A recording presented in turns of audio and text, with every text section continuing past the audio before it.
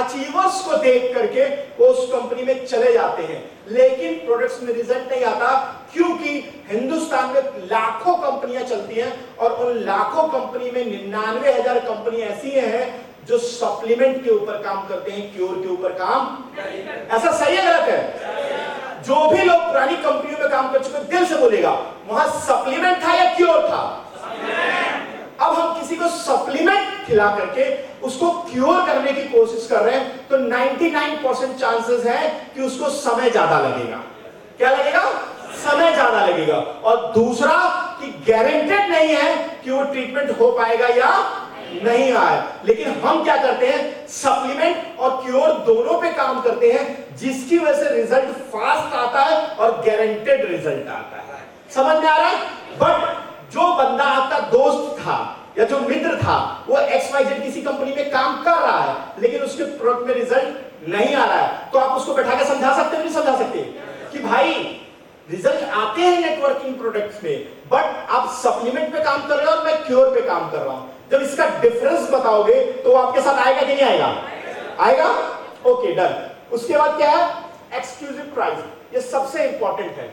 कई बार क्या होता है, बहुत सारी ऐसी कंपनियां हैं जिसमें आपको अपनी इनकम लेने के लिए मिनिमम 3500 से 4000 की खरीदारी करनी कंपलसरी है। समझ में आया?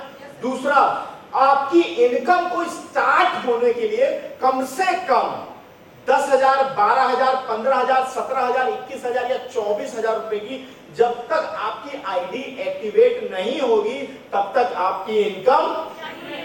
ये बात सही है गलत है? सही है।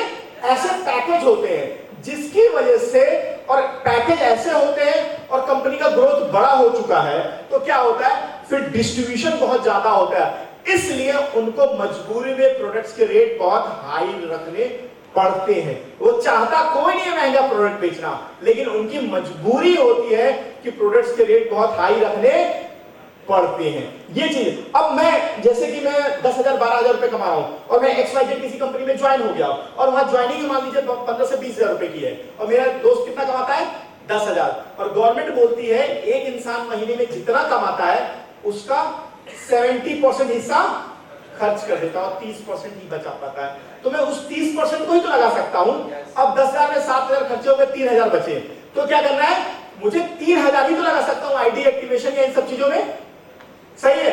अब वो बंदा 4 से 5 महीने में आईडी एक्टिवेट नहीं कर पाता। अब एक बंदा किसी कंपनी में जुड़ा, 4-5 महीने तक आईडी एक्टिवेट नहीं कर पाया, कोई टीम नहीं बना पाया, तो वो मोटिवेटेड होगा या डीमोटिवेटेड होगा? और 5 महीने बाद आपने उसके कमिटमेंट या उसकी बातों को पकड़ के उससे पैसे ले लिए, ठीक है, और उसकी डायरी में तो नोट हो गया ना कि मैंने एक कंपनी कर लिया, लेकिन उसकी सिचुएशन क्या थी? अलग थी। जब आपको इन सब चीजों का नॉलेज होगा तभी तो कोई आपके साथ आएगा। समझ में आया? वैल्यू फॉर मनी, मतलब प्रोडक्ट्स जो हमारे हैं वैल्यू फॉर मनी। अच्छा, उसके अलावा ये लास्ट ही है मेरे ख्याल से, हाँ ये लास्ट है, सबसे इंपॉर्टेंट। यहां क्या लिखा है? मैनेजमेंट। मैनेजमेंट में एक सबसे बड़ी चीज लिखी है, क्या लिखा है? Self management. क्लियर दिख रहा है? Self management. उसके अलावा क्या लिखा है? टाइम। उसके बाद क्या लिखा है? Daily routine. उसके बाद क्या लिखा है?